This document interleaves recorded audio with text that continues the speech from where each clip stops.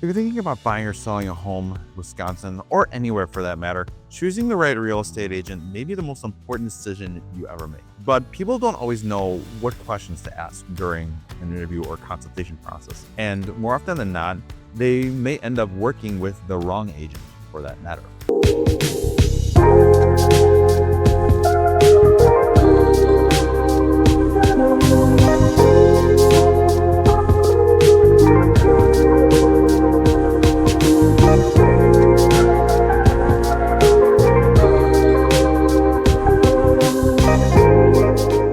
What's going on, everybody? Welcome back to the Moving to Milwaukee channel. Today, I'm going to be sharing some of the most important questions that you should ask when consulting your next real estate agent, so you can avoid mistakes and feel confident moving forward. If you're new here, hi, my name is William Lowe's. I am the real estate agent out of the greater Milwaukee and Southeast Wisconsin area, and I make these videos to help buyers and sellers understand the process without feeling the pressure of the jargon involved. If you're looking to buy or sell 2026 and are looking to interview a great agent, give me a call today. Let's talk. No hassle, no obligation, just a conversation consultation. My contact info is on the screen and in the description below. I cannot help you out unless you give me a call. Now, the first question that you should ask a real estate agent is, do you specialize in buyers or sellers? Now, not every single agent will work the same way, and some may only focus on listings or more heavily on listings, and others may focus more on the buyers, and some more often than not do both. Me personally, I've had a little bit more sellers this year than buyers, and things have been a little bit more balanced. And even aside from that, I've had a little bit of an uptick in commercial real estate work too. So that's really done it. And I put myself out there in that realm because I like to enhance my value proposition. Enough about me. This video is not about me. Whatever a real estate agent may specialize in matters, because strategies can be very different, especially if they focus a little more heavily on one side or the other. For instance, a good buyer's agent should be great at negotiations, inspections, and navigating some very competitive offers, especially in a multiple offer situation. A listing agent should be strong in pricing, marketing, and timing of placing the property to the market. Now, why does this matter in my state of Wisconsin? Because markets can vary a lot from city to city and even neighborhood to neighborhood. So specialization and key knowledge really helps. Question number 2 on my list is, how well do you know my local market? Wisconsin real estate is not a one-size-fits-all. The Milwaukee market is very different from Waukesha. The Waukesha market is different from Lake Geneva, is different from Racine, is different from Waterford, is different from Milwaukee, and so on and so forth. Suburbs are going to be very different from lakefront properties, and as well as some inner city neighborhoods and downtown properties. Older homes will come with more different concerns than new construction homes might have nowadays. But even aside from physical location, as well as physical aspects and characteristics of the property, the neighborhood also matters. So when it comes to knowledge of the area as well as the homes within it, it's important to may ask your agent, how many homes have you sold in this area? Or what price points do you work in most often in this neighborhood? Or what are homes selling for in this neighborhood versus that neighborhood? What may you get for X amount of dollars in one place versus another? These are some significant difference, even in the same state, such as where I'm at in Wisconsin, and the home type and amount of home you'll get for the dollar will vary. And just a red flag to note, if they can't explain local trends clearly, that is definitely a cause for concern. Question number 3 is, how will you communicate with me? This is a question and a topic that gets very overlooked, but it is very huge. And me personally, I think it's probably the most important when it comes to a professional relationship between me and a client. Ask.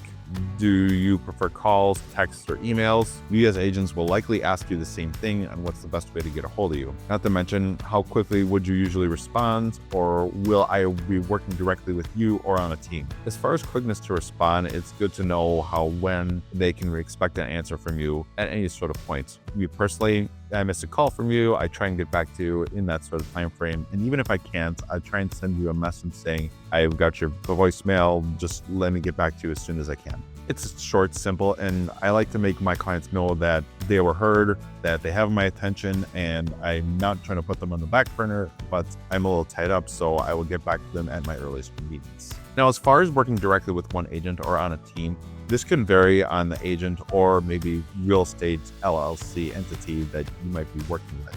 And of course, Things vary. I'm a solo agent, so I really don't know enough about working on a team to really explain that sort of topic, but usually a team will have a much more structured sort of setting where you might have one designated liaison when it comes to the buying or the selling process, but you might still have that head consultant or head of the team that maybe consult when some of the deeper questions arise. Of course, this is going to vary from one team to the other. So, and again, it's not really something I know enough of, at least at this point in my career, but it's some things to look out for. And it just depends on how comfortable you feel with whoever is working with you, regardless what kind of structure they're working in. But as a whole, in general, real estate still moves fast sometimes in Wisconsin, and delays in communication can cost you a deal. Question number 4, how do you help clients avoid mistakes? Now, a good agent isn't just opening doors, they're helping you avoid any bad decisions or any common pitfalls in a real estate transaction. So some good questions to ask would probably be something along the lines of, what common mistakes do you see buyers or sellers making nowadays? And then a follow-up question would be, how do you as the agent help prevent those sort of mistakes? This is going to tell you how experienced they are and how proactive they'll be, and they might even share a good clever story or two during that part of the interview. I've been in this industry for about 6.5 years, and I've definitely learned a lot and seen a lot during those times, and been across quite a bit of different clientele and seen quite a bit of different mistakes made on some buyers and sellers' parts. So it's important to recognize some of these things and just, know how to answer them and know how I can help you as the buyer or seller just work around them. So if an agent you're interviewing isn't be able to give you some clear-cut answer or may not know enough, just a red flag and a word of caution. Next question on my list is, what is your strategy in this market? You shouldn't be afraid to ask, what does a real estate agent bring to the table? So whoever you're interviewing, ask them to walk you through their own strategy, not just any buzzwords, just some real steps, and go thorough and depth. So if you're a buyer, ask, how do you help clients get a home without overpaying for the home? For sellers, maybe a question like, how do you price and market homes in this area or in the state of the real estate market nowadays? If their answer sounds generic, that is a sign that they don't adapt to market conditions. But if they give you something more detailed or specific, that tells you that they're really paying attention to details and they want to do the same for clients such as yourself. Next question on my list is, what are the real costs I should expect when it comes to a real estate transaction? You're going to want an agent who is very upfront about money and ask, what are the sort of closing costs I should expect to bring to the table? Are there any surprise fees I should know about? And what costs generally tend to catch most people off guard? Transparency here is going to build trust fast, and an agent who is going to know those sort of things, and even if it's not too specific, give you just a good idea of what to expect going into a buying or selling process, can really help give you as the client a good perspective and feel more confident and we're more clear-headed. Another question to ask is, what happens if something goes wrong? Every transaction is going to have bumps in the road, and inspections can come back messy, appraisals may come in low, and financing may get delayed. So ask, how do you handle these sort of problems? And could you give me an example on a deal you had to save? As I mentioned a few times throughout this video, experience shows up when things don't go perfectly, and an agent who's going to be proactive and show up for their client is going to probably know the answer on how to handle those sort of messy situations even before they even happen, and they're just going to help you as the client just work right around them and let them know, hey, it might not be as bad as we think. Experience is the best teacher, and odds are their experience is going to give you a much better experience than they've experienced it the first time, because they've learned throughout their journey as a real estate agent and they know exactly how to tackle any sort of problems in the future. The last question on my list of questions to ask is, how do you get paid? And this is an important question to ask a real estate agent, and it's totally okay to ask. Your agent should very clearly explain how they're compensated and what this means for you. How do their fees, factor into the real estate transaction and how they expect to collect them? And what's included in their fee? Do they include any other special services or doing a little extra, concessions to their clients that most others may not? Important things to ask and important things to get out of a real estate agent, and wonder, what separates them from the other? What makes one person run this percentage different from the other one who costs the same exact fee? There should be no confusion and no pressure at all when selecting an agent or even asking their fees regardless.